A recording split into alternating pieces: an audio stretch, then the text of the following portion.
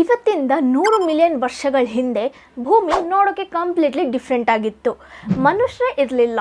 ಕೆಲವು ಭಯಂಕರವಾದ ಅನಿಮಲ್ಸ್ ಈ ಪ್ಲ್ಯಾನೆಟ್ನ ರೂಲ್ ಮಾಡ್ತಿತ್ತು. ಅದೇ ಡೈನೋಸರ್ಸ್. ಈ ಡೈನೋಸರ್ಸ್ ಸೈಜಲ್ಲೂ ತುಂಬ ದೊಡ್ಡದಾಗಿತ್ತು ಆ್ಯಂಡ್ ಬಿಲ್ಡಿಂಗ್ಸ್ಗಳಿಗಿಂತ ಉದ್ದ ಇತ್ತು. ನಮ್ಮ ಬೋನ್ಸ್ನ ವಿತಿನ್ ಅ ಸೆಕೆಂಡ್ ಕ್ರಷ್ ಮಾಡೋ ಅಷ್ಟು ಸ್ಟ್ರಾಂಗ್ ಜಾಸ್ ಇತ್ತು. ಸೈಜಲ್ಲಿ ಅಷ್ಟು ದೊಡ್ಡದಾಗಿದ್ದರೂ ಅವುಗಳು ಓಡೋ ಸ್ಪೀಡ್ ಬಂದು 90 km/h ಇತ್ತು. ಇದು ನಿಜವಾಗ್ಲೂ ಭಯ ಉಂಟು ಮಾಡುವಂಥ ಕ್ರಿಯೇಚರ್ ಆಗಿತ್ತು. ಈ ಡೈನೋಸರ್ಸ್ ಭೂಮಿನ 170 ಮಿಲಿಯನ್ ಇಯರ್ಸ್ಗಿಂತ ಹೆಚ್ಚು ಕಾಲ ರೂಲ್ ಮಾಡಿದೆ. ಆದರೆ ಒಂದು ದಿನ ಏನೋ ಆಯಿತು. ಅದರಿಂದ ಕಂಪ್ಲೀಟಾಗಿ ಈ ಪ್ಲಾನೆಟಿಂದನೇ ಡೈನೋಸರ್ಸ್ ವೈಪ್ ಔಟ್ ಆಯಿತು. ಎಕ್ಸಾಕ್ಟ್ಲಿ ಏನಾಯಿತು ಆ್ಯಂಡ್ ಹೇಗಾಯಿತು ಬನ್ನಿ ಅದರ ಬಗ್ಗೆ ಇವತ್ತಿನ ವಿಡಿಯೋದಲ್ಲಿ ತಿಳ್ಕೊಳ್ಳೋಣ. ಈ ಟಾಪಿಕ್ಗೆ ರಿಲೇಟೆಡ್ ಆಗಿ ನಮ್ಮ ನಿಜವಾದ ಆನ್ಸೆಸ್ಟರ್ ಯಾರು ಅನ್ನೋದ್ರ ಬಗ್ಗೆ ವಿಡಿಯೋ ಮಾಡಿದ್ದೀನಿ. ಅದೇ ಪಾರ್ಟ್ 1. ಅದನ್ನು ಮಿಸ್ ಮಾಡದೆ ನೋಡಿ. ಅದರ ಲಿಂಕ್ನ ಡಿಸ್ಕ್ರಿಪ್ಷನಲ್ಲಿ ಕೊಟ್ಟಿರ್ತೀನಿ. ಅದಾದಮೇಲೆ ಈ ವಿಡಿಯೋ ನೋಡಿ. ಬಿಫೋರ್ ದಟ್ ಆ್ಯಸ್ ಯೂಶುವಲ್ ಹೇಳೋದೆ, ನೀವು ಇನ್ನೂ ನನ್ನ ಚಾನಲ್ನ ಸಬ್ಸ್ಕ್ರೈಬ್ ಮಾಡಿಲ್ಲ ಅಂದರೆ ಪ್ಲೀಸ್ ಸಬ್ಸ್ಕ್ರೈಬ್ ಮಾಡಿ. ಆದಷ್ಟು ವಿಡಿಯೋನ ಶೇರ್ ಮಾಡಿ, ಸಪೋರ್ಟ್ ಮಾಡಿ. ಡೈನೋಸರ್ ಅನ್ನೋ ಪದ ಹುಟ್ಕೊಂಡಿದ್ದು ಗ್ರೀಕಿಂದ. ಲೈಕ್ ಡೇನೋಸ್ ಪ್ಲಸ್ ಸಾರಸ್ ಅನ್ನೋ ವರ್ಡಿಂದ. ಡೇನೋಸ್ ಅಂದರೆ ಟೆರಿಬಲ್, ಸಾರಸ್ ಅಂದರೆ ಲಿಸರ್ಡ್. ಟೆರಿಬಲ್ ಲಿಸರ್ಡ್ ಅನ್ನೋದೇ ಡೈನೋಸರ್ ಪದದ ಅರ್ಥ. ಈ ವರ್ಡ್ನ 1841ನಲ್ಲಿ for the first time use ಮಾಡಿದ್ರು. ಯಾಕಂದರೆ ಆ ಟೈಮಲ್ಲೇ ಡೈನೋಸರ್ಸ್ನ ಫಾಸಿಲ್ ಅವಶೇಷನ ಫಸ್ಟ್ ಟೈಮ್ ಡಿಸ್ಕವರ್ ಮಾಡಿದ್ದು. ರಿಚರ್ಡ್ ಓವೆನ್ ಅನ್ನೋ ಒಬ್ಬ ಬ್ರಿಟಿಷ್ ಸೈಂಟಿಸ್ಟೇ ಈ ಡೈನೋಸರ್ ಅನ್ನೋ ಪದನ ಯೂಸ್ ಮಾಡೋಕ್ಕೆ ಸ್ಟಾರ್ಟ್ ಮಾಡಿದ್ದು. ಆ ಟೈಮಲ್ಲಿ ಜನಗಳಿಗೆ ಡೈನೋಸರ್ ಬಗ್ಗೆ ಆಗಲಿ ಅದು ನೋಡೋಕ್ಕೆ ಹೇಗಿರುತ್ತೆ ಅನ್ನೋದು ಗೊತ್ತಿರಲಿಲ್ಲ. ಸೊ ಆವಾಗ ಮಾಡಿರೋ ಡೈನೋಸರ್ಸ್ನ ಡ್ರಾಯಿಂಗ್ಸ್ ನೋಡೋಕ್ಕೆ ನಾವು ಇವಾಗ ನೋಡೋ ಡೈನೋಸರ್ಸ್ನ ಇಮೇಜಸ್ಗಿಂತ ತುಂಬ ವಿಚಿತ್ರವಾಗಿತ್ತು. ಫಸ್ಟ್ ಫಾಸಿಲ್ ಡಿಸ್ಕವರ್ ಮಾಡಿರೋದು ಮೆಗಾಲೋಸಾರಸ್ದು. ಅದರದ್ದು ಫಸ್ಟ್ ಡ್ರಾಯಿಂಗ್ ನೋಡಿ ಕೆಲವು ಡಿಕೇಡ್ಸ್ ಆದಮೇಲೆ ರಿಸರ್ಚರ್ಸ್ ಇದರ ಬಗ್ಗೆ ತುಂಬ ಇನ್ಫಾರ್ಮೇಷನ್ನ ಡಿಸ್ಕವರ್ ಮಾಡಿದ್ರು. ಅದರಿಂದ ಅದರ ಡ್ರಾಯಿಂಗ್ಸ್ನ ಮಾಡಿಫೈ ಮಾಡ್ಕೊಂಡು ಬಂದರು. ತುಂಬ ರಿಯಲಿಸ್ಟಿಕ್ ಆಗಿ ಮಾಡೋಕ್ಕೆ ಟ್ರೈ ಮಾಡಿದ್ರು. ಇವತ್ತಿಗೆ ಅದರ ಪಿಕ್ಚರ್ ಈ ರೀತಿ ಇದೆ. ಇವತ್ತಿನ ದಿನ ವರ್ಲ್ಡ್ ವೈಡ್ 10,000ಕ್ಕೂ ಹೆಚ್ಚು ಡೈನೋಸರ್ಸ್ ಫಾಸಿಲ್ನ ಪ್ಯಾಲೆಂಟಾಲಜಿಸ್ಟ್ ಹೊರತೆಗೆದಿದ್ದಾರೆ. ಅದರಲ್ಲಿ 900ಕ್ಕೂ ಹೆಚ್ಚು ಬೇರೆ ಬೇರೆ ಸ್ಪೆಸಿಸ್ನ ಐಡೆಂಟಿಫೈ ಮಾಡಿದ್ದಾರೆ. 2003ರಿಂದ 2022ರವರೆಗೂ ಆ್ಯಾವ್ರೇಜ್ ಆಗಿ ಎವ್ರಿ ಇಯರ್ 45 ಹೊಸ ಸ್ಪೆಸಿಸ್ ಆಫ್ ಡೈನೋಸರ್ನ ಕಂಡುಹಿಡಿದಿದ್ದಾರೆ. ಸೊ ಈ ಪ್ಯಾಲೆಂಟಾಲಜಿಸ್ಟ್ ಅವ್ರ ಕೆಲಸ ಇನ್ನೂ ಮುಗ್ದಿಲ್ಲ. ಈ ಫೋಟೋಸ್ ನೋಡಿ, 2021ರಲ್ಲಿ ಡಿಸ್ಕವರ್ ಮಾಡಿರೋ ಹೊಸ ಡೈನೋಸರ್ ಸ್ಪೆಸಿಸ್. ಇದು ಒಂದು ಟೈಪ್ ಆಫ್ ಡೈನೋಸರ್. ಇದನ್ನ ಚಿಲೆಯಲ್ಲಿ ಡಿಸ್ಕವರ್ ಮಾಡಿರೋದು. ಅದರ ಬಾಲ ಒಂದು ದೊಡ್ಡ ಬ್ಲೇಡ್ನ ವೆಪನ್ ಥರ ಇದೆ ಆ್ಯಂಡ್ ಬಾಯ್ಗೆ ಬೀಕ್ ಇದೆ. ಇದರ ಹೆಸರು ಸ್ಟೆಗೋರಸ್ ಎಲೆಂಗಸೆನ್. ಇವಾಗಿನ ದಿನ ನಮಗೆ ಡೈನೋಸರ್ ಬಗ್ಗೆ ತುಂಬಾ ಗೊತ್ತಿದೆ. ಆದರೆ ಇದು ಹೇಗೆ ಸ್ಟಾರ್ಟ್ ಆಯಿತು ಅಂತ ಬಿಗಿನಿಂಗಿಂದ ನೋಡೋಣ. ಟೈಮಲ್ಲಿ ಹಿಂದೆ ಪಾಸ್ಟ್ಗೆ ಹೋಗಬೇಕು. ಕೆಲವು ಮಿಲಿಯನ್ ಇಯರ್ಸ್ ಮುಂಚೆ ಸೈಂಟಿಸ್ಟ್ಗಳ ಎಸ್ಟಿಮೇಷನ್ ಏನಂದರೆ first dinosaur around 230 to 240 million ವರ್ಷಗಳ ಹಿಂದೆ ಕಾಣಿಸ್ಕೊಳ್ತು ಅಂತ. ಯಾಕಂದರೆ ಎಲ್ಲದಕ್ಕಿಂತ ಓಲ್ಡೆಸ್ಟ್ ಡೈನೋಸರ್ ಫಾಸಿಲ್ ಇಲ್ಲಿವರೆಗೂ ನಮಗೆ ಸಿಕ್ಕಿರೋದು ಯಾವಾಗಿಂದಂದರೆ 231.4 ಮಿಲಿಯನ್ ವರ್ಷಗಳ ಮುಂಚಿಂದು. ಅದು ಆಫ್ರಿಕಾದಲ್ಲಿ ಸಿಕ್ಕಿದೆ. ಆ ಟೈಮಲ್ಲಿ ಭೂಮಿ ಇವತ್ತಿಗೆ ಕಂಪೇರ್ ಮಾಡಿದ್ರೆ ಅಫ್ಕೋರ್ಸ್ ಕಂಪ್ಲೀಟ್ ಡಿಫ್ರೆಂಟ್ ಆಗಿತ್ತು. ಇವಾಗ ನಾವು ನೋಡೋವಂಥ continents like Asia, Africa, Australia, Europe ಇದೆಲ್ಲ ಆ ಟೈಮಲ್ಲಿ ಒಟ್ಟಿಗೆ ಜಾಯಿನ್ ಆಗಿತ್ತು. ಬರೀ ಒಂದೇ ಸೂಪರ್ ಕಾಂಟಿನೆಂಟ್ ಇತ್ತು. ಅದರ ಹೆಸರು ಪ್ಯಾಂಜಿಯಾ ಅಂತ. ಸೈಂಟಿಸ್ಟ್ಗಳು ಆ ಪ್ಯಾಂಜಿಯಾ ಈ ರೀತಿ ಕಾಣ್ತಿದೆ ಅಂತ ಬಿಲೀವ್ ಮಾಡ್ತಿದ್ರು. ಇದರಲ್ಲಿ ಇವತ್ತಿರುವಂಥ ಕಾಂಟಿನೆಂಟ್ಸ್ ಪ್ಲೇಸ್ಮೆಂಟ್ಸ್ನ ನಾವು ನೋಡ್ಬೋದು.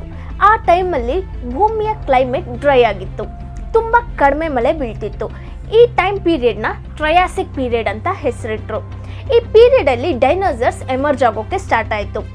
ಡೈನೋಸರ್ಸ್ ಸ್ಲೋ ಆಗಿ ಎವಲ್ಯೂಷನಿಂದ ಭೂಮಿಯಲ್ಲಿ ಪಾಪ್ಯುಲೇಟ್ ಆಗ್ತಾ ಬಂತು. ಆ ಟೈಮಲ್ಲಿ ಇದ್ದಂಥ ಡೈನೋಸರ್ಸ್ ನೀವು ಇಮ್ಯಾಜಿನ್ ಮಾಡ್ಕೊಂಡಿರೋ ಥರ ಇರಲಿಲ್ಲ. ಸೈಜಲ್ಲಿ ಅದು ತುಂಬ ಚಿಕ್ಕದಿತ್ತು. ಸೊ ಈ ಪೀರಿಯಡಲ್ಲಿ ಇದ್ದಂಥ ಕಾಮನ್ ಡೈನೋಸರ್ಸ್ನ ಸೈಜ್ ಅರೌಂಡ್ 2 meters ಉದ್ದ ಇತ್ತು. ಫಾರ್ ಎಕ್ಸಾಂಪಲ್ ಇಯೋರ್ಯಾಪ್ಟರ್, ಇದು ಆ ಪೀರಿಯಡಲ್ಲಿ ಎಕ್ಸಿಸ್ಟ್ ಆಗಿದ್ದಂಥ ಡೈನೋಸರ್. ಇನ್ಫ್ಯಾಕ್ಟ್ ಈ ಡೈನೋಸರ್ನ ಬೇರೆ ಡೈನೋಸರ್ಗಳ ಆನ್ಸಿಸ್ಟರ್ ಅಂತಲೂ ಹೇಳ್ತಾರೆ. ಆ ಪೀರಿಯಡಲ್ಲಿ ಇದ್ದಂಥ ಡಾಮಿನೆಂಟ್ ಅನಿಮಲ್ ಬಂದು ಜಾಯಿಂಟ್ ರೆಪ್ಟೈಲ್ಸ್ ಆಗಿತ್ತು. ಇದರಲ್ಲಿ ಕೆಲವು ರೆಪ್ಟೈಲ್ಸ್ ನೋಡೋಕ್ಕೆ ಕ್ಯೂಟಾಗಿ ಕಾಣಿಸ್ತಿತ್ತು. ಈ ರೀತಿ ಇದನ್ನು ಎಲ್ಲ ಟರ್ಟಲ್ಸ್ಗಳ ಆನ್ಸಿಸ್ಟರ್ ಅಂತ ಬಿಲೀವ್ ಮಾಡ್ತಾರೆ. ಟೈಮ್ ಆಗ್ತಾ ಆಗ್ತಾ ಭೂಮಿ ಸ್ಲೋಲಿ ಚೇಂಜ್ ಆಗೋಕ್ಕೆ ಸ್ಟಾರ್ಟ್ ಆಯಿತು. 201 ಮಿಲಿಯನ್ ವರ್ಷಗಳ ಮುಂಚೆ ಟ್ರಯಾಸಿಕ್ ಪೀರಿಯಡ್ ಎಂಡ್ ಆಯಿತು. ಹಾಗೆ ಸ್ಲೋ ಆಗಿ ಅರ್ಥನ ಕ್ಲೈಮೇಟ್ ಚೇಂಜ್ ಆಗ್ತಾ ಬಂತು. ಪ್ಯಾಂಜಿಯಾ ಸ್ಲೋ ಆಗಿ ಬೇರೆ ಬೇರೆ ಪಾರ್ಟ್ಸ್ ಆಗಿ ಬ್ರೇಕ್ ಆಗ್ತಾ ಬಂತು. ಕೆಲವು ಸಾವಿರ ವರ್ಷಗಳಲ್ಲಿ ಗ್ರ್ಯಾಜುಯಲಿ ಈ ಚೇಂಜಸ್ ಆಗ್ತಾ ಬಂತು. ಸೂಪರ್ ಕಾಂಟಿನೆಂಟಲ್ಲಿ ಕ್ರ್ಯಾಕ್ಸ್ ಅಪಿಯರ್ ಆಯಿತು. ಆ ಕ್ರ್ಯಾಕ್ಸ್ನ ಸುತ್ತ ಲಾರ್ಜ್ ಸ್ಕೇಲ್ ವಾಲ್ಕ್ಯಾನಿಕ್ ಎಕ್ಸ್ಪ್ಲೋಷನ್ಸ್ ಆಗೋಕೆ ಸ್ಟಾರ್ಟ್ ಆಯಿತು. ತುಂಬ ನಂಬರ್ ಆಫ್ ವಾಲ್ಕ್ಯಾನಿಕ್ ಎರಪ್ಷನ್ಸ್ ಇಂದ ಅಟ್ಮಾಸ್ಫಿಯರ್ ಅಲ್ಲಿ large amount of carbon dioxide and sulphur dioxide release ಆಯಿತು. ಇದು ಗ್ಲೋಬಲ್ ವಾರ್ಮಿಂಗ್ ಆಗೋಕೆ ಕಾರಣ ಆಯಿತು. ಯಾವಾಗ ಅಟ್ಮಾಸ್ಫಿಯರ್ ಅಲ್ಲಿ sulphur dioxide and aerosol enter ಆಯಿತು, ಅದು ಸನ್ಲೈಟ್ನ ಬ್ಲಾಕ್ ಮಾಡ್ತು. ಅದು ಕೂಲ್ನೆಸ್ಗೆ ಕಾರಣ ಆಯಿತು. ಯಾವಾಗ carbon dioxide and sulphur dioxide ನೀರಿನ ಜೊತೆ ಮಿಕ್ಸ್ ಆಯಿತೋ ಆವಾಗ ಸಮುದ್ರದ ಆ್ಯಸಿಡಿಫಿಕೇಶನ್ ಸ್ಟಾರ್ಟ್ ಆಯಿತು. ಸಮುದ್ರದ ನೀರಿನ ಅಸಿಡಿಟಿ ಹೆಚ್ಚಾಗ್ತಾ ಬಂತು. ಈ ರೀತಿ ಕ್ಲೈಮೇಟ್ ರ್ಯಾಪಿಡ್ ಆಗಿ ಚೇಂಜ್ ಆಗ್ತಾ ಬಂತು. ಎಕ್ಸಿಸ್ಟ್ ಆಗಿದ್ದಂಥ ಅನಿಮಲ್ಸ್ಗೆ ಸರ್ವೈವ್ ಆಗೋದು ಕಷ್ಟ ಆಯಿತು. ಅವಾಗಿದ್ದಂಥ ತುಂಬ ರೆಪ್ಟೈಲ್ಸ್ ಆ್ಯಂಡ್ ಬೇರೆ ಸ್ಪೆಸಿಸ್ ಎಲ್ಲ ಕೋಲ್ಡ್ ಬ್ಲಡೆಡ್ ಅನಿಮಲ್ಸ್ ಆಗಿತ್ತು. ಅವುಗಳಿಗೆ ಈ ಟೆಂಪರೇಚರ್ ಚೇಂಜ್ನ ಟಾಲಿರೇಟ್ ಮಾಡೋಕ್ಕಾಗಿಲ್ಲ. ಆದರೆ ಡೈನೋಸರ್ಸ್ ಬಂದು ವಾರ್ಮ್ ಬ್ಲಡೆಡ್ ಇತ್ತು, ಲೈಕ್ ಹ್ಯೂಮನ್ಸ್. ಸೊ ಈ ಒಂದು ಟೆಂಪರೇಚರ್ ಚೇಂಜಿಂದ ಡೈನೋಸರ್ಸ್ಗೆ ಸರ್ವೈವ್ ಆಗೋಕ್ಕೆ ಈಸಿನೇ ಇತ್ತು. ಈ volcanic eruption and climate change 6 ಲಕ್ಷ ವರ್ಷಗಳವರೆಗೂ ಕಂಟಿನ್ಯೂ ಆಯಿತು. ಇದರಿಂದ ಆಲ್ಮೋಸ್ಟ್ ಬೇರೆ ಎಲ್ಲ ಸ್ಪೆಸಿಸ್ ನಾಶ ಆದವು. ಅದಾಗಿ ಭೂಮಿ ಮೇಲೆ ಇದ್ದಂಥ ಕೆಲವು ಅನಿಮಲ್ಸ್ ಅಂದರೆ ಡೈನೋಸರ್ಸ್, ಕ್ರೊಕೊಡೈಲ್ಸ್, ಟರ್ಟಲ್ಸ್ ಆ್ಯಂಡ್ ಮುಂಚೆ ಇದ್ದಂಥ ಮ್ಯಾಮಲ್ಸ್. ಈ ಇವೆಂಟ್ನ ಟ್ರಯಾಸಿಕ್ ಜುರಾಸಿಕ್ ಎಕ್ಸ್ಟಿಂಕ್ಷನ್ ಇವೆಂಟ್ ಅಂತ ಕರೀತಾರೆ. ಸೊ ನಾನು ಹೇಳ್ದಂಗೆ ಇದಾದಮೇಲೆ ಟ್ರಯಾಸಿಕ್ ಪೀರಿಯಡ್ ಎಂಡ್ ಆಯಿತು ಆ್ಯಂಡ್ ಜುರಾಸಿಕ್ ಪೀರಿಯಡ್ ಸ್ಟಾರ್ಟ್ ಆಯಿತು. ಈ ನೇಮ್ ನಿಮಗೆ ಎಲ್ಲೋ ಕೇಳ್ದಂಗಿದೆ ಅಲ್ಲ? ಎಸ್, ಇದೇ ಜುರಾಸಿಕ್ ಪಾರ್ಕ್ ಫಿಲ್ಮ್ ನೇಮ್ಗೆ ಇನ್ಸ್ಪಿರೇಷನ್. ಜುರಾಸಿಕ್ ಅನ್ನೋ ಪದ ಈ ಜುರಾಸಿಕ್ ಪೀರಿಯಡಿಂದ ರೆಫರೆನ್ಸ್ ಆಗಿ ತಗೊಂಡಿರೋದು. So Jurassic period 201 million years ಮುಂಚೆಯಿಂದ 145 ಮಿಲಿಯನ್ ಇಯರ್ಸ್ ಮುಂಚಿನವರೆಗೂ ನಡೆಯುತ್ತೆ. ಈ ಟೈಮ್ ಪೀರಿಯಡಲ್ಲಿ ಡೈನೋಸರ್ಸ್ ಪ್ಲಾನೆಟಲ್ಲಿ ಮೋಸ್ಟ್ ಡಾಮಿನೆಂಟ್ ಸ್ಪೇಸಿಸ್ ಆಗ್ತಾ ಬಂತು. ಆ್ಯಂಡ್ ಎವಲ್ಯೂಷನ್ ಇಂದ ಕೆಲವೊಂದು ಸೈಜಲ್ಲಿ ತುಂಬ ದೊಡ್ಡದಾಗಿತ್ತು. ಲೈಕ್ ಅರ್ಲಿಯೆಸ್ಟ್ ಟೈಟಾನೋಸರ್ಸ್, ಇದು 160 ಮಿಲಿಯನ್ ಇಯರ್ಸ್ ಮುಂಚೆ ಬದುಕಿತ್ತು. ಆ್ಯಂಡ್ ಇದೆಲ್ಲ 15,000 kg ವೆಯ್ಟ್ ಇತ್ತು. ಲೆಂತಲ್ಲಿ 15 ಮೀಟರ್ಸ್ ಉದ್ದ ಇತ್ತು. ಆ ಪೀರಿಯಡ್ ಅಲ್ಲಿದ್ದಂಥ ಇನ್ನು ಕೆಲವು ಐಕಾನಿಕ್ ಡೈನೋಸರ್ಸ್ ಅಂದರೆ ಬ್ರೋಂಟೋಸಾರಸ್, ಬ್ರಾಕಿಯೋಸಾರಸ್, ಟೆಪ್ಲೋಡೋಕಸ್ ಆ್ಯಂಡ್ ಸ್ಟೆಗೋಸಾರಸ್. ಈ ಜುರಾಸಿಕ್ ಪೀರಿಯಡಲ್ಲಿ ಕೆಲವು ಡೈನೋಸರ್ಸ್ ಹಾರೋಕ್ಕೆ ಕೇಪಬಲ್ ಇರೋ ರೀತಿ ಇವಾಲ್ವ್ ಆಯಿತು. ಆರ್ಕಿಯೋಪ್ಟೆರಾಕ್ಸ್ ಅನ್ನೋದೇ ಒನ್ ಆಫ್ ದ ಫಸ್ಟ್ ರೆಕ್ಕೆ ಇದ್ದಂಥ ಡೈನೋಸರ್ಸ್. ಅದು ನೋಡೋಕ್ಕೆ ಈ ರೀತಿ ಇತ್ತು. ಈ ಟೈಮಲ್ಲಿ ನಮ್ಮ ಸೂಪರ್ ಕಾಂಟಿನೆಂಟ್ ಪ್ಯಾಂಜಿಯಾ 2 ಪಾರ್ಟ್ಸ್ ಆಗಿ ಡಿವೈಡ್ ಆಯಿತು. ಸೊ 2 ಸೂಪರ್ ಕಾಂಟಿನೆಂಟ್, ಅದಕ್ಕೆ ಲಾರೇಷಿಯಾ ಆ್ಯಂಡ್ ಗೊಂಡ್ವಾನಾ ಲ್ಯಾಂಡ್ ಅಂತ ಹೆಸರಿಟ್ರು. ಜುರಾಸಿಕ್ ಪಾರ್ಕ್ ಫಿಲ್ಮ್ಸಿಂದ ಜುರಾಸಿಕ್ ಪೀರಿಯಡ್ ಬಗ್ಗೆನೇ ಎಲ್ರಿಗೂ ಜಾಸ್ತಿ ಗೊತ್ತಿರೋದು. ಆದರೆ ಇಲ್ಲಿ ಇನ್ನೊಂದು ಪೀರಿಯಡ್ ಇದೆ, ಅದೇ ಡೈನೋಸರ್ಸ್ಗೆ ಒಳ್ಳೆ ಟೈಮ್, ದ ಕ್ರಿಟೇಷಿಯಸ್ ಪೀರಿಯಡ್. ಯಾಕಂದರೆ ಈ ಟೈಮಲ್ಲೇ ಡೈನೋಸರ್ಗಳ ಡೈವರ್ಸಿಟಿಯಲ್ಲಿ ನಾವು ಎಕ್ಸ್ಪ್ಲೋಷನ್ನ ನೋಡೋಕ್ಕಾಯಿತು. ತುಂಬ new species of dinosaurs evolve ಆಯಿತು. ಟೀರೆಕ್ಸ್, ಇದು ಮೂವೀಸಲ್ಲೆಲ್ಲ ತೋರಿಸಿರೋ ತುಂಬ ಫೇಮಸ್ ಡೈನೋಸರ್. ಇದು ಆ್ಯಕ್ಚುಲಿ ಕ್ರಿಟೇಷಿಯಸ್ ಪೀರಿಯಡಲ್ಲಿ ಎಕ್ಸಿಸ್ಟ್ ಆಗಿತ್ತು. ಕ್ರಿಟೇಷಿಯಸ್ ಪೀರಿಯಡ್ ಎಂಡಲ್ಲೇ ಇದು ಪೀಕ್ ಡಾಮಿನೆನ್ಸ್ ಡೈನೋಸರ್ ಆಗಿ ರೀಚ್ ಆಯಿತು, ಅರೌಂಡ್ 65 ಇಂದ 68 ಮಿಲಿಯನ್ ಇಯರ್ಸ್ ಮುಂಚೆ. ಸೊ ರಿಸರ್ಚರ್ಸ್ ಮಧ್ಯೆ ಒಂದು ಡಿಬೇಟ್ ಇದೆ, ಲೈಕ್ ಟೀರೆಕ್ಸ್ ಜುರಾಸಿಕ್ ಪೀರಿಯಡಲ್ಲಿ ಎಕ್ಸಿಸ್ಟ್ ಆಗಿರಲಿಲ್ಲ ಅಂತ ತುಂಬ ಸೈಂಟಿಸ್ಟ್ ಬಿಲೀವ್ ಮಾಡ್ತಿದ್ರು. ಸೊ ಜುರಾಸಿಕ್ ಪಾರ್ಕ್ ಫಿಲ್ಮ್ಸಲ್ಲಿ ಲೋಗೋದಲ್ಲಿ ಟೀರೆಕ್ಸ್ನ ಯೂಸ್ ಮಾಡ್ತಿದ್ರು. ಕ್ವೈಟ್ ಆಪೋಸಿಟ್ ಆಗಿತ್ತು ಇದು. ಡೈನೋಸರ್ಸ್ನ ಎರಾದಲ್ಲಿ Cretaceous period longest period, 145 million years ಮುಂಚೆ ಸ್ಟಾರ್ಟ್ ಆಗಿ 65 ಮಿಲಿಯನ್ ಇಯರ್ಸ್ ಮುಂಚೆವರೆಗೂ ನಡೀತಿತ್ತು. ಈ 2 ಸೂಪರ್ ಕಾಂಟಿನೆಂಟ್ಸ್ ಇತ್ತಲ್ಲ, ಲಾರೇಷಿಯಾ ಆ್ಯಂಡ್ ಗೊಂಡ್ವಾನಾ ಲ್ಯಾಂಡ್, ಅದೂ ಬ್ರೇಕ್ ಆಗೋಕ್ಕೆ ಸ್ಟಾರ್ಟ್ ಆಯಿತು. ಆ ಕಾಂಟಿನೆಂಟ್ಸ್ನ ಸ್ಟ್ರಕ್ಚರ್ ಇವತ್ತಿನ ದಿನ ನಾವು ಏನು ನೋಡ್ತಿದ್ದೀವೋ ಅದಕ್ಕೆ ಸಿಮಿಲರ್ ಆಗಿತ್ತು. ಈ ಟೈಮಲ್ಲಿ ತುಂಬ ಹೂವಿನ ಗಿಡಗಳು ಇವಾಲ್ವ್ ಆಯಿತು, ಹುಟ್ಕೊಳ್ತು. ಸೊ ಭೂಮಿಯ ಆವ್ರೇಜ್ ಟೆಂಪರೇಚರ್ ಮುಂಚೆಗಿಂತ ಈ ಟೈಮ್ ಇನ್ನೂ ವಾರ್ಮ್ ಆಗಿತ್ತು. ಸಮುದ್ರದ ಲೆವೆಲ್ಸ್ ಎಲ್ಲ ಹೈ ಆಯಿತು.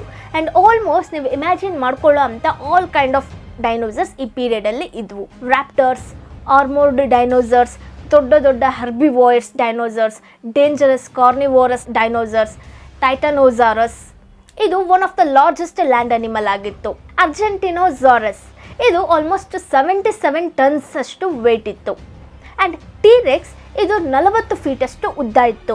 ಬೇರೆ ಅನಿಮಲ್ಸ್ಗೆ ಕಂಪೇರ್ ಮಾಡಿದ್ರೆ ಟೀರೆಕ್ಸ್ಗೆ ತುಂಬ ಸ್ಟ್ರಾಂಗೆಸ್ಟ್ ಆ್ಯಂಡ್ ಮೋಸ್ಟ್ ಪವರ್ಫುಲ್ ಜಾಸ್ ಇತ್ತು. ಇಲ್ಲೊಂದು ಫನ್ ಫ್ಯಾಕ್ಟ್ ಏನಂದರೆ, ಹುಲ್ಲಿದೆ ಅಲ್ವಾ, ಗ್ರಾಸ್, ಈ ಥರ ಎವಲ್ಯೂಷನ್ 70 ಮಿಲಿಯನ್ ಇಯರ್ಸ್ ಮುಂಚೆ ಸ್ಟಾರ್ಟ್ ಆಯಿತು. ಮುಂಚೆ ನಾನು ಸ್ವಲ್ಪ ಸ್ಟೋರಿ ಹೇಳಿದ್ನಲ್ವಾ, ಅಲ್ಲಿ ನೀವು ಭೂಮಿನ ಹುಲ್ಲುಗಳಿಂದ ಕೂಡಿರೋ ಥರ ಇಮ್ಯಾಜಿನ್ ಮಾಡ್ಕೋಬೇಡಿ. ಆವಾಗ ಅಲ್ಲಿ ಬೇರೆ ಬೇರೆ ಟೈಪ್ಸ್ ಆಫ್ ಪ್ಲಾಂಟ್ಸ್ ಇತ್ತು. 68 ಮಿಲಿಯನ್ ಇಯರ್ಸ್ ಮುಂಚೆ ಟೀರೆಕ್ಸ್ ಆ್ಯಂಡ್ ಟ್ರೈಸೆರಾಟಾಪ್ಸ್ನ ಎವಲ್ಯೂಷನ್ ಆಯಿತು. ಇದರ ಅರ್ಥ ನಾವು ಜುರಾಸಿಕ್ ಪೀರಿಯಡ್ಗಿಂತ ಟೀರೆಕ್ಸ್ ಡೈನೋಸರ್ಗೆ ತುಂಬ ಹತ್ತಿರದಲ್ಲಿ ಇದ್ವಿ. ಯಾಕಂದರೆ ಜುರಾಸಿಕ್ ಪೀರಿಯಡ್ ಆ್ಯಂಡ್ ಟೀರೆಕ್ಸ್ನ ಎವಲ್ಯೂಷನ್ ಮಧ್ಯೆ 80 ಮಿಲಿಯನ್ ಇಯರ್ಸ್ನ ಗ್ಯಾಪ್ ಇದೆ. ಆದರೆ ನಮಗೆ ಆ್ಯಂಡ್ ಟೀರೆಕ್ಸ್ನ ಮಧ್ಯೆ ಓನ್ಲಿ 68 ಮಿಲಿಯನ್ ಇಯರ್ಸ್ ಮಾತ್ರ ಗ್ಯಾಪ್ ಇದೆ. ಇನ್ನೊಂದು ಇಂಟ್ರೆಸ್ಟಿಂಗ್ ಡೈನೋಸರ್ ಆ ಪೀರಿಯಡಲ್ಲಿ ಎಕ್ಸಿಸ್ಟ್ ಆಗಿತ್ತಂದರೆ ಅದು ಆರ್ನಿಥೋಮಿಮಿಡ್ಸ್. ಅವು ನೋಡೋಕ್ಕೆ ಆಸ್ಟ್ರಿಚ್ ಥರ ಕಾಣ್ತಿತ್ತು ಆ್ಯಂಡ್ ಇದು ಫಾಸ್ಟೆಸ್ಟ್ ಡೈನೋಸರ್ ಆಗಿತ್ತು. ಇದು 80 km/h ಸ್ಪೀಡಲ್ಲಿ ಓಡ್ತಿತ್ತು. ಓಡೋದು ಬಿಟ್ಟು ಹಾರೋದ್ರಲ್ಲಿ ಲಾರ್ಜೆಸ್ಟ್ ಫ್ಲೈಯಿಂಗ್ ಡೈನೋಸರ್ ಅಂದರೆ ಅದು ಕ್ವೆಟ್ಜಲ್ಕಾಟ್ಲಸ್. ಅದರ ರೆಕ್ಕೆಗಳ ಉದ್ದ 10 ರಿಂದ 11 ಮೀಟರ್ ಅಷ್ಟು ಇತ್ತು. ಸೊ ನೀವು ನೋಡೋ ಥರ ಡೈನೋಸರ್ಸ್ಗೆ ಇದೇ ಮೋಸ್ಟ್ ಸಕ್ಸಸ್ಫುಲ್ ಪೀರಿಯಡ್ ಆಗಿತ್ತು. ಕ್ಲೈಮೇಟ್ ಅವುಗಳಿಗೆ ಸಪೋರ್ಟಿವ್ ಆಗಿತ್ತು. ಹೊಸ ಸ್ಪೆಸೀಸ್ಗಳ ಎವಲ್ಯೂಷನ್ ಆಗ್ತಿತ್ತು. ಎಕ್ಸಿಸ್ಟ್ ಆಗಿದ್ದಂಥ ಅನಿಮಲ್ಸ್ ಜೊತೆ ಕಾಂಪೀಟ್ ಮಾಡೋಕೆ ಬೇರೆ ಯಾವ ಸ್ಪೆಸೀಸ್ನೂ ಇರಲಿಲ್ಲ. ಅವುಗಳು ಆರಾಮಾಗಿ ಈ ಭೂಮಿನ ರೂಲ್ ಮಾಡ್ತಿದ್ವು. ಎಲ್ಲಾನು ಚೆನ್ನಾಗಿ ಹೋಗ್ತಿತ್ತು.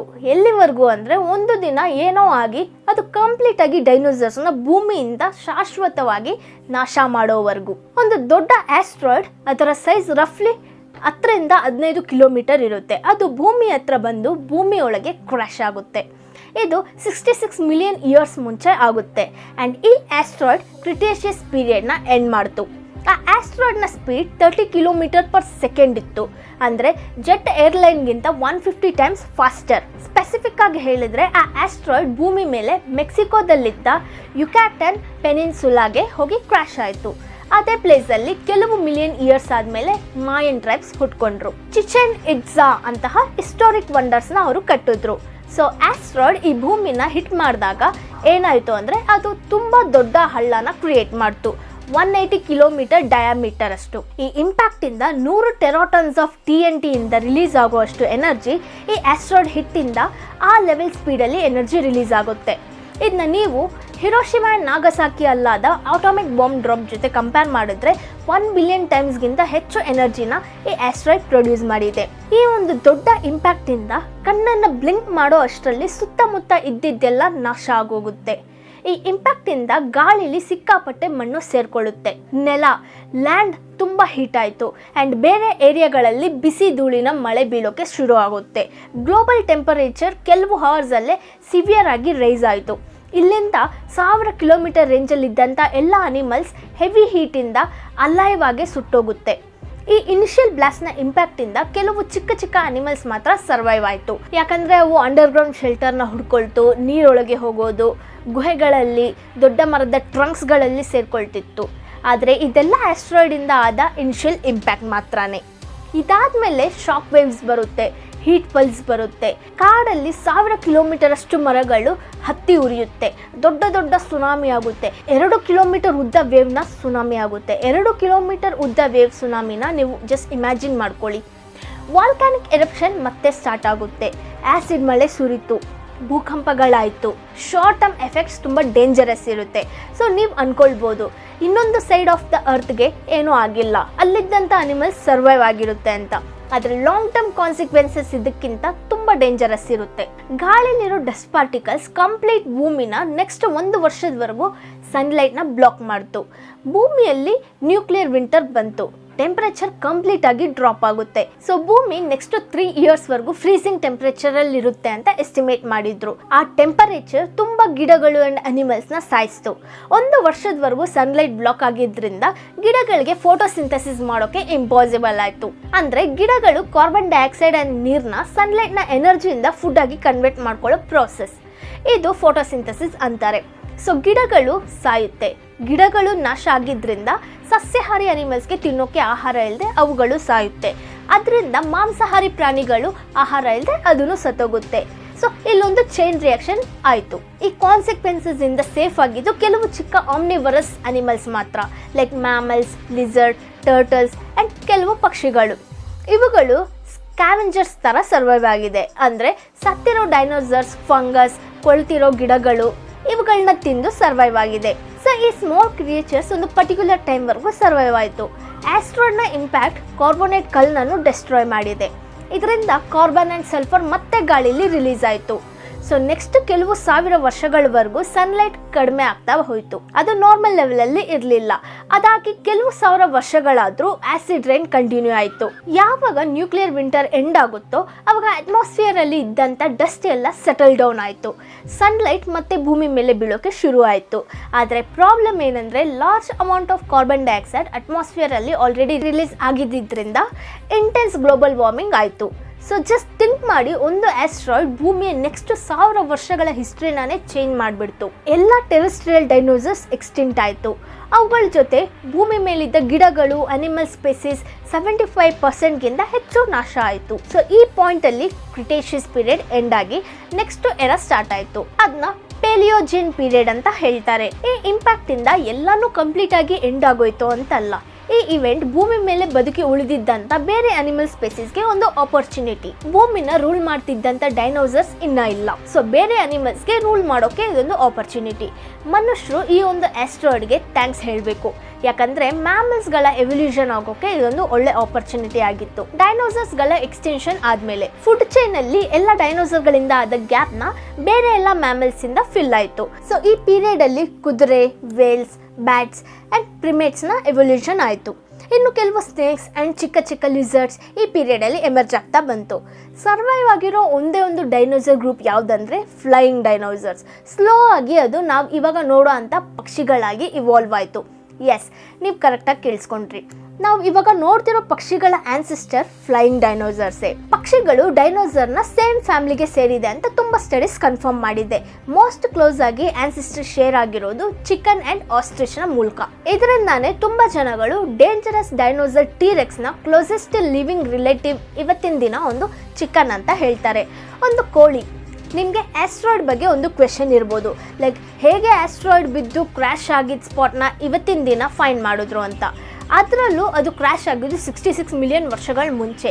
ಹೇಗೆ ಆ ಡೇಟ್ನ ಕಂಡುಹಿಡಿದ್ರು? ಇದರ ಹಿಂದೆ ಒಂದು ರೇರ್ ಮಿನರಲ್ನ ಎವಿಡೆನ್ಸ್ ಇದೆ, ಇರಿಡಿಯಂ ಅಂತ. ಸೈಂಟಿಸ್ಟ್ ಇದನ್ನ ಭೂಮಿಯ ಕೆಲವು ಪ್ಲೇಸಸ್ ಅಲ್ಲಿ ಕಂಡುಹಿಡಿದಿದ್ದಾರೆ. ನಮ್ಮ ಹತ್ರ ಗ್ರೌಂಡ್ ಅಲ್ಲಿ ಹೈ ಕಾನ್ಸಂಟ್ರೇಷನ್ ಆಫ್ ಇರಿಡಿಯಂ ಇದೆ. ಆದರೆ ಯಾವಾಗ ಜಿಯೋಲಜಿಸ್ಟ್ ಭೂಮಿನ ಅನಲೈಸ್ ಮಾಡಿದ್ರು, ಅವರು ಇದು ಭೂಮಿ ಮೇಲೆ ತುಂಬ ರೇರ್ ಮಿನರಲ್ ಆ್ಯಂಡ್ ಇದು ಗ್ರೌಂಡಲ್ಲಿ ಬೇಕಾದಷ್ಟು ಇದೆ ಅಂತ ಫೈಂಡ್ ಮಾಡಿದ್ರು. ಇದು ಹೇಗೆ ಸಾಧ್ಯ? ಆ ರೀತಿ ಇರೋದು ಇದರಿಂದಾನೇ, ಲೈಕ್ ಕಾಮೆಟ್ಸ್ ಆರ್ ಆಸ್ಟ್ರಾಯ್ಡ್ಸಲ್ಲಿ ಹೈ ಕಾನ್ಸಂಟ್ರೇಷನ್ ಆಫ್ ಇರಿಡಿಯಂ ಇದೆ. ಸೊ ಸೈಂಟಿಸ್ಟ್ ಈ ಇರಿಡಿಯಂನ ಕಾರ್ಬನ್ ಡೇಟಿಂಗ್ ಮಾಡಿದಾಗ ಅವ್ರಿಗೆ ಗೊತ್ತಾಯಿತು ಅದು 66 ಮಿಲಿಯನ್ ಇಯರ್ಸ್ ಓಲ್ಡ್ ಅಂತ. ಯಾವಾಗ ಆಸ್ಟ್ರಾಯ್ಡ್ ಪ್ಲಾನೆಟ್ನ ಹಿಟ್ ಮಾಡ್ತೋ ಆವಾಗ ಈ ಮಿನರಲ್ ಎಲ್ಲ ಕಡೆ ಸ್ಪ್ರೆಡ್ ಆಗಿರುತ್ತೆ. ನೀವು ಇನ್ನೊಂದು ಥಿಂಕ್ ಮಾಡ್ಬೋದು, ಲೈಕ್ ಆಸ್ಟ್ರಾಯ್ಡಿಂದ ಇಷ್ಟು ದೊಡ್ಡ ಇಂಪ್ಯಾಕ್ಟ್ ಆಗಿದೆ, ಅದರ ಗುರುತನ್ನು ನಾವು ಭೂಮಿ ಮೇಲೆ ನೋಡಬೇಕಲ್ವಾ ಅಂತ. ಆದರೆ ಈ ಇವೆಂಟ್ ಆಗಿದ್ದು 66 ಮಿಲಿಯನ್ ಇಯರ್ಸ್ ಮುಂಚೆ. ಸೊ ಅದು ನೀವು ಇಮ್ಯಾಜಿನ್ ಮಾಡ್ಕೊಳ್ಳೋ ಥರ ಕಾಣಿಸಲ್ಲ, ಯಾಕಂದರೆ ಅವಾಗಿಂದ ಕಾಂಟಿನೆಂಟ್ಸ್ ಅಲ್ಲಿ ಇಲ್ಲಿ ಶಿಫ್ಟ್ ಆಗ್ತಿರುತ್ತೆ. ಸೊ ಆಸ್ಟ್ರಾಯ್ಡ್ನ ಹಳ್ಳ, ಕ್ರೇಟರ್ ಇವತ್ತಿನ ದಿನ ಯುಕ್ಯಾಟನ್ ಪೆನಿನ್ಸುಲಾದಲ್ಲಿ ಹೈಡ್ ಆಗಿದೆ. ಆದರೆ ತುಂಬ ಸರಿ ಡಿಗ್ಗಿಂಗ್ ಎಕ್ಸ್ಪಿಡಿಷನ್ನ ಕಂಡಕ್ಟ್ ಮಾಡಿದ್ದಾರೆ, ಅದು ಆ ಇವೆಂಟ್ ನಡೆದಿದೆ ಅಂತ ಪ್ರೂವ್ ಮಾಡಿದೆ. ಆಲ್ಸೋ ಸೇಮ್ ಪ್ಲೇಸಲ್ಲೇ ಆಗಿದೆ ಅಂತಾನು. ಮ್ಯಾಪಲ್ಲಿ ಹೋಗಿ ನೋಡಿದ್ರೆ ಇದೇ ಎಕ್ಸಾಕ್ಟ್ ಲೊಕೇಶನ್. ಅರ್ಧ ಸಮುದ್ರದೊಳಗೆ, ಇನ್ನು ಅರ್ಧ ಲ್ಯಾಂಡಲ್ಲಿ ಇದೆ. ಒಂದು ರಿಯಲ್ ವರ್ಲ್ಡ್ ಇಂಪ್ಯಾಕ್ಟ್. ಇವತ್ತಿನ ದಿನನೂ ನಾವು ಅದನ್ನ ನೋಡ್ಬೋದು ಅಂದರೆ ಅದು ಮೆಕ್ಸಿಕನ್ ಏರಿಯಾದ ಸಿನೋಟೆಸ್. ಈ ಎಲ್ಲ ಬ್ಯೂಟಿಫುಲ್ ಸಿಂಕ್ ಹೋಲ್ಸಲ್ಲಿ ಒಂದು ಪ್ಯಾಟ್ರನ್ನ ನಾವು ನೋಡ್ಬೋದು. ಆ ಕ್ರೇಟರ್ ಆಸ್ಟ್ರಾಯ್ಡ್ ಫಾರ್ಮ್ ಆಗಿರೋದು. ಈ ಎಲ್ಲ ಸಿನೋಟೆಸ್ ರಿಂಗ್ ಫಾರ್ಮೇಶನ್ ಅಲ್ಲಿ ಕಾಣುತ್ತೆ, ಕ್ರೇಟರ್ ತರ. ಇವತ್ತಿನ ದಿನ ಅದೆಲ್ಲ ಫೇಮಸ್ ಟೂರಿಸ್ಟ್ ನ ಅಟ್ರಾಕ್ಷನ್ ಆಗಿದೆ. ಇಲ್ಲಿ ನೀವು ಹೋಗಿ ಸ್ವಿಮ್ಮಿಂಗ್ ಮಾಡಬಹುದು. ಈ ಎಲ್ಲ ಸಿನೋಟೆಸ್ ಪ್ರಪಂಚದ largest under ground cave system ಆಗಿ ಫಾರ್ಮ್ ಆಗಿದೆ. ಭಯಂಕರವಾದ ಆಸ್ಟ್ರಾಯ್ಡ್ ಸ್ಟ್ರೈಕ್ ನ ಸ್ಟೋರಿ ಕೇಳಿದ್ಮೇಲೆ ನಿಮ್ಗೆ ಮೈಂಡ್ ಅಲ್ಲಿ ಒಂದು ವಿಷಯ ಬರ್ಬೋದು, ಆ ರೀತಿ ಆಸ್ಟ್ರಾಯ್ಡ್ ಇವತ್ತಿನ ದಿನ ಭೂಮಿನ ಬಂದು ಹಿಟ್ ಮಾಡಿದ್ರೆ ಏನಾಗುತ್ತೆ, ಎಲ್ಲ ಮನುಷ್ಯರು ಎಕ್ಸ್ಟಿಂಕ್ಟ್ ಆಗ್ತಾರಾ ಅಂತ. ಇದು ನಿಜವಾಗ್ಲೂ ಡೇಂಜರೇ. ಆಸ್ಟ್ರಾಯ್ಡ್ಸ್ ಫ್ಯೂಚರಲ್ಲಿ ಅರ್ತ್ನ ಹಿಟ್ ಮಾಡ್ಬೋದು. ಅದನ್ನ ನಿಯರ್ ಅರ್ತ್ ಆಸ್ಟ್ರಾಯ್ಡ್ಸ್ ಅಂತಾರೆ. ನಾಸಾ ಆ್ಯಂಡ್ ಬೇರೆ ಸ್ಪೇಸ್ ಏಜೆನ್ಸಿಗಳು ಎಲ್ಲ ನಿಯರ್ ಅರ್ತ್ ಆಸ್ಟ್ರಾಯ್ಡ್ಸ್ನ ಕಂಟಿನ್ಯೂಸ್ ಆಗಿ ಟ್ರ್ಯಾಕ್ ಮಾಡ್ತಿದ್ದಾರೆ, ಲೈಕ್ ಅದರ ಪಾತ್ ಏನು ಆ್ಯಂಡ್ ಯಾವಾಗ ಅದು ಭೂಮಿಗೆ ಕೊಲೈಡ್ ಆಗುತ್ತೆ ಅಂತ. ಏಪ್ರಿಲ್ 2022ವರೆಗೂ 28,000ಕ್ಕೂ ಹೆಚ್ಚು ನಿಯರ್ ಅರ್ತ್ ಆಸ್ಟ್ರಾಯ್ಡ್ಸ್ನ ಐಡೆಂಟಿಫೈ ಮಾಡಿದ್ದಾರೆ. ಅದರಲ್ಲಿ 800 ಆಸ್ಟ್ರಾಯ್ಡ್ಸ್ನ ಸೈಜ್ 1 ಕಿಲೋಮೀಟರ್ ಇಲ್ಲ ಅದಕ್ಕಿಂತ ಹೆಚ್ಚು ಡಯಾಮೀಟರಲ್ಲಿ ಇದೆ. ಇದು ಭಯ ಪಡಬೇಕಾಗಿರುವಂಥ ನಂಬರ್ಸೇ. ಇಷ್ಟೊಂದು ಆಸ್ಟ್ರಾಯ್ಡ್ಸ್ ಭೂಮಿಗೆ ಕ್ರ್ಯಾಶ್ ಆಗ್ಬೋದು. ಆದರೆ ಇವತ್ತಿನ ದಿನ ನೀವು ಇದ್ರ ಬಗ್ಗೆ ಭಯ ಪಡಬೇಕಾಗಿರೋ ಅವಶ್ಯಕತೆ ಇಲ್ಲ, ಯಾಕಂದರೆ ಸೈಂಟಿಫಿಕ್ ಕ್ಯಾಲ್ಕುಲೇಷನ್ಸ್ ಎಷ್ಟು ಅಡ್ವಾನ್ಸ್ಡ್ ಇದೆ ಅಂದರೆ ಅದರ ಪಾತ್ನ ನಾವು ಕ್ಲಿಯರ್ ಆಗಿ ಪ್ರಿಡಿಕ್ಟ್ ಇಲ್ಲ ಕ್ಯಾಲ್ಕುಲೇಟ್ ಮಾಡ್ಬೋದು. ಅದರ ಎಕ್ಸಾಕ್ಟ್ ಇಂಪ್ಯಾಕ್ಟ್ ಆಗುವಂಥ ಲೊಕೇಶನ್ನ ಕೂಡ ಕ್ಯಾಲ್ಕುಲೇಟ್ ಮಾಡ್ಬೋದು. ಈವನ್ ಅದು ಭೂಮಿ ಜೊತೆ ಕೊಲೈಡ್ ಆಗೋ ಆ್ಯಕ್ಚುಯಲ್ ಚಾನ್ಸ್ನ ಕೂಡ ಎಸ್ಟಿಮೇಟ್ ಮಾಡ್ಬೋದು. ಆ ಆಸ್ಟ್ರಾಯ್ಡ್ಸ್ ಭೂಮಿಗೆ ಕೊಲೈಡ್ ಆಗೋ ಪಾತಲ್ಲಿದ್ದರೆ ನಾವು ಅದನ್ನ ಸ್ಟಾಪ್ ಮಾಡೋಕೆ ಏನು ಮಾಡ್ಬೋದು? ಇದನ್ನು ಕನ್ಸಿಡರ್ ಮಾಡಿ ನಾಸಾ 2021ರಲ್ಲಿ ಡಾರ್ಟ್ ಸ್ಪೇಸ್ ಮಿಷನ್ನ ಲಾಂಚ್ ಮಾಡಿದ್ರು. ಡಬಲ್ ಆಸ್ಟ್ರಾಯ್ಡ್ ರೀಡೈರೆಕ್ಷನ್ ಟೆಸ್ಟ್ ಅಂತ. ಇದರ ಪ್ಲಾನ್ ಏನಂದ್ರೆ ಸ್ಪೇಸ್ ಕ್ರಾಫ್ಟ್ನ ಆಸ್ಟ್ರಾಯ್ಡ್ ಜೊತೆ ಕೊಲೈಡ್ ಮಾಡಿ ಆಸ್ಟ್ರಾಯ್ಡ್ನ ಪಾತ್ನ ಬದಲಾಯಿಸೋದು. ಸೊ ಫ್ಯೂಚರಲ್ಲಿ ಯಾವುದಾದ್ರೂ ಆಸ್ಟ್ರಾಯ್ಡ್ ಭೂಮಿಗೆ ಕೊಲೈಡ್ ಆಗೋ ಟೈಮಲ್ಲಿ ನಾವು ಅದರ ಪಾತ್ನೇ ಚೇಂಜ್ ಮಾಡ್ಬೋದು. ಇದೆಲ್ಲ ಕೇಳೋಕೆ ಸೈನ್ಸ್ ಫಿಕ್ಷನ್ ಥರ ಇರುತ್ತೆ, ಆದರೆ ಆ ಐಡಿಯಾ ಆಲ್ರೆಡಿ ಸಕ್ಸಸ್ಫುಲ್ ಆಗಿದೆ. ಸೆಪ್ಟೆಂಬರ್ 2022ರಲ್ಲಿ ಒಂದು ಟೆಸ್ಟ್ನ ಲಾಂಚ್ ಮಾಡಿದ್ರು.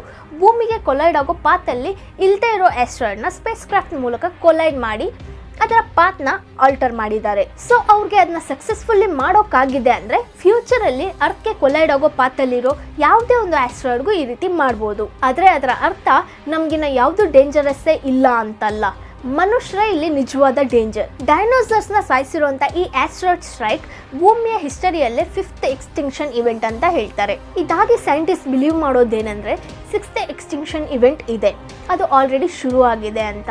ಇದು ಯಾವುದೇ ವಾಲ್ಕ್ಯಾನಿಕ್ ಇಲ್ಲ ಆಸ್ಟ್ರಾಯ್ಡಿಂದ ಅಲ್ಲ, ಮನುಷ್ಯರಿಂದ ಆಗ್ತಿದೆ ಅಂತ.